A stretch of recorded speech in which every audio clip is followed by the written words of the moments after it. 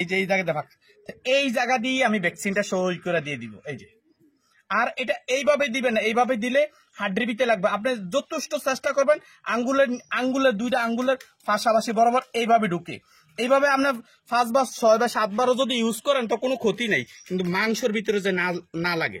এই যে দেখেন আমি এই যে দিতেছি, এই যে হয়ে গেছে ভিউয়ার্স, দেখেন খুব সুন্দর, একদম সুন্দর মতন আমি দিয়ে দিছি। আমি আবার একটা দিব, আপনি হেডেও ফলো করেন ভিউয়ার্স।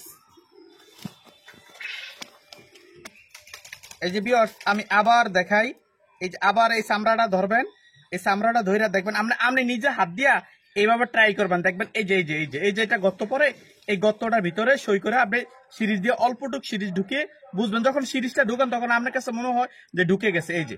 এই যে গর্ত স্পষ্ট বোঝা যায়, এই যে গর্তটা, এই গর্তটার ভিতরে এইভাবে দিবেন, এইভাবে না সমান ভাবে আপনার আঙ্গুলের যে নিচে যায়, এই যে